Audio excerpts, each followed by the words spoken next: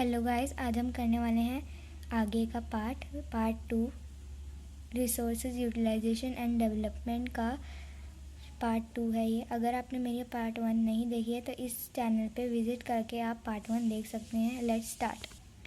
तो यहाँ पे बेसिक ऑफ क्लासिफिकेशन में रिन्यूएबिलिटी में रिन्यूएबल और नॉन रिन्यूएबल आते हैं। ओरिजिन में बायोटिक और एबायोटिक, ऑक्यूरेंस में नेचुरल और मैनमेड, और डेवलपमेंट में पोटेंशियल एंड एक्चुअल। अब क्लासिफिकेशन बेस्ड ऑन रिन्यूएबिलिटी देखते हैं। अब रिन्यूएबल रिसोर्सेज को हम इन एग्जॉस्टिबल रिसोर्सेज भी कहते हैं। रिसोर्सेज जो कि दोबारा से बन सकते हैं, चाहे वो नेचुरली या फिर ह्यूमन एफर्ट्स के द्वारा ही बन सकते हों, इनको हम रिन्यूएबल रिसोर्सेज कहते हैं। जो रिसोर्सेज दोबारा से बन सकते हैं बहुत ही शॉर्ट पीरियड में, उनको हम रिन्यूएबल रिसोर्सेज कहते हैं। फॉर एग्जांपल अगर हम लें तो सोलर एनर्जी, एयर और वाटर, ये सारे रिन्यूएबल रिसोर्सेज के एग्जांपल हैं।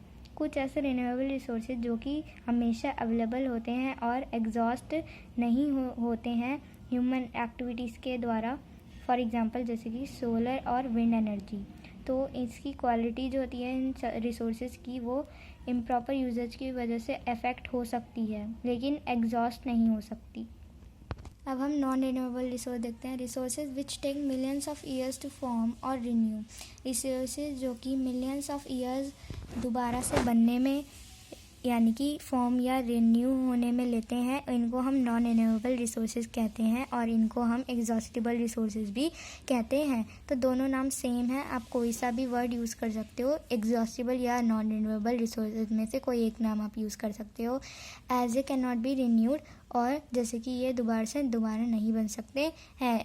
एनर्जी रिसोर्सेज जैसे कि कोल, पेट्रोलियम, नेचुरल गैस और अदर मिनरल्स जो कि एग्जांपल हैं नॉन रिन्यूएबल रिसोर्सेज के, ये दोबारा से नहीं बन सकते हैं। There is a concern about the over exploitation. इनकी यहाँ पे एक कंसर्न है ओवर एक्सप्लॉयटेशन की। इसको हमें इतना ज़्यादा यूज़ नहीं करना चाहिए, जो कि मिलियंस ऑफ ईयर लेते हैं। ये अवेलेबल हैं क्योंकि ये अर्थ के सरफेस पे लिमिटेड एक छोटे कुछ ही अमाउंट में अर्थ के सरफेस पे अवेलेबल है, और पूरी अगर यूटिलाइजेशन इन रिसोर्सेज की होगी तो यहाँ पे एग्जॉक्शन रिजल्ट हो सकता है। तो ये रिसोर्सेज को हमें बहुत केयरफुली यूज़ करना चाहिए, as complete exhaustion of these resources would have an adverse effect on future generation. जैसे कि पूरा अगर हमने इसको यूज़ कर लिया तो इसका एक बुरा इफ़ेक्ट होगा फ्यूचर जनरेशन्स के लिए। और कुछ ऐसे मिनरल जैसे कि मेटालिक ओल्स जैसे कि गोल्ड, सिल्वर, ये सारे रिसाइक्लेबल हैं, और ये मेटल्स चाहे अगेन और अगेन और उसके बाद भी यूज़ करे जा सकते हैं। अब क्लासिफिकेशन बेस्ड ऑन ओरिजिन देखते हैं। रिसोर्सेज जो कि बायोस्फीयर और उसके अंदर लाइफ होती है, उसको हम बायोटिक रिसोर्स बोलते हैं। For example birds, animal, fish, forest, example, ये सारे एग्जांपल हैं, और बायोटिक रिसोर्सेज भी हैं। जो बायोटिक रिसोर्सेज हैं वो हमें एक यूज़फुल प्रोडक्ट्स वैरायटी प्रोवाइड करते हैं, यूज़फुल प्रोडक्ट्स की वैरायटी प्रोवाइड करते हैं, और इनके पास कैपेसिटी होती है टू रिप्रोड्यूस एंड रीजनरेट। और ये सारे बायोटिक रिसोर्सेज रिन्यूएबल होते हैं, पर कुछ लंबा वक्त लेते हैं रिन्यू होने में, दोबारा से बनने में। फॉर एग्जांपल जो फॉरेस्ट कुछ पीरियड लंबा लेते हैं रिन्यू होने में कभी कभार। ऑल नॉन लिविंग रिसोर्सेज जिनको हम एबायोटिक रिसोर्सेज बोलते हैं, for example land, water, mineral etcetera. तो एबायोटिक रिसोर्सेज ये रिन्यूएबल नहीं है एक्सेप्ट वाटर, जो कि इन एग्जॉस्टिबल हैं। ये रिसोर्सेज जो हैं वो ग्रेट डिमांड में for the development of various industries और एग्रीकल्चर के लिए ग्रेट डिमांड में हैं। अब क्लासिफिकेशन बेस्ड ऑन ऑक्यूरेंस देखते हैं। Resources available from nature in the form of water, mineral, forest etcetera used by human being to satisfy their needs are known as natural resources. Resources जो कि nature में available हैं in the form of water, mineral और forest, जो कि human beings के द्वारा use करे जाते हैं ताकि वो अपनी बेसिक नीड्स को सेटिस्फाई कर सकें, इनको हम नेचुरल रिसोर्सेज कहते हैं। Many of these natural resources, बहुत सारे नेचुरल रिसोर्सेज जैसे एग्जांपल ले लें वाटर, ये हमारे सर्वाइवल के लिए एसेंशियल ज़रूरी हैं फॉर ह्यूमन बींग्स, और ये डेवलपमेंट का और ये बहुत ज़रूरी है for the base of development of the country. बहुत सारे नेचुरल रिसोर्सेज जैसे एग्जांपल ये हमारे सर्वाइवल ऑफ ह्यूमन बींग्स के लिए ज़रूरी हैं और ये बेस फॉर्म करते हैं for the development of the country. तो इससे हमें ये समझ में आता है कि रिसोर्सेज बहुत ज़रूरी है हमारे सर्वाइवल के लिए और हमारी कंट्री डेवलपमेंट के लिए। और कुछ रिसोर्सेज नॉन रिन्यूएबल रिसोर्सेज होते हैं और कुछ रिसोर्सेज रिन्यूएबल रिसोर्सेज होते हैं। तो नॉन रिन्यूएबल में जो कि दोबारा से नहीं बन सकते, और रिन्यूएबल यानी कि जो कि दोबारा से बन सकते हैं।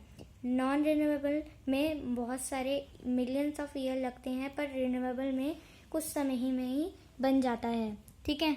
Resources created by human beings to satisfy their needs are known as man-made resources. Resources जो कि ह्यूमन बींग्स के द्वारा बनाई गई हैं हमारी नीड्स को सेटिस्फाई करने के लिए, इनको तो हम मैन मेड बोलते हैं क्योंकि ये हमने बनाया है। For example road, building, machines. अब जो हमने बनाया है वो भी ज़रूरी है क्योंकि बिना रोड, बिना बिल्डिंग, बिना मशीन्स के कैसे काम हो सकता है। ये रिसोर्सेज जो हैं ये हमारे लिए इसेंशियल ज़रूरी हैं और ये हमारे लिए और ये नेचुरल रिसोर्सेज यानी कि जो हमें नेचर से रिसोर्सेज मिले हैं उसी से ही बना है। अब जो क्वालिटी और जो क्वांटिटी है लोगों की कंट्री में, ये ह्यूमन रिसोर्स को डिटरमाइन करता है।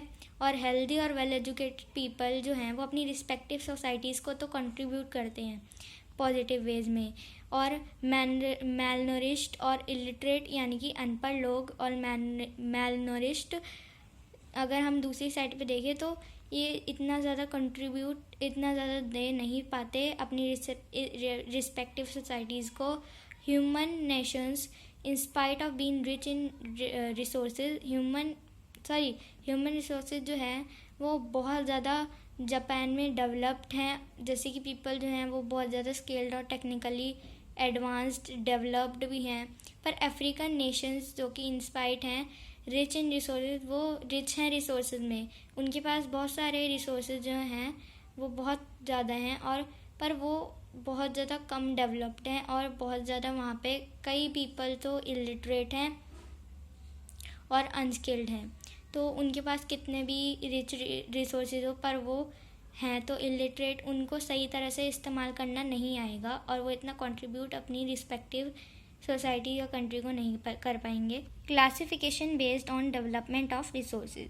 अवेलेबल रिसोर्सेज इन कंट्री, जो कंट्री में अवेलेबल रिसोर्सेज होते हैं जो कि फुली टैप नहीं होते, फुली तरह से अच्छे से नहीं होते, उनको हम पोटेंशियल रिसोर्सेज बोलते हैं। फॉर एग्जांपल पेट्रोलियम जो है वो ओल्ड सेडिमेंट्री रॉक्स में मिलता है हिमालय में या फिर और हाइड्रो इलेक्ट्रिसिटी में, और ये फोर्स ऑफ फॉलिंग वाटर में जनरेट होता है।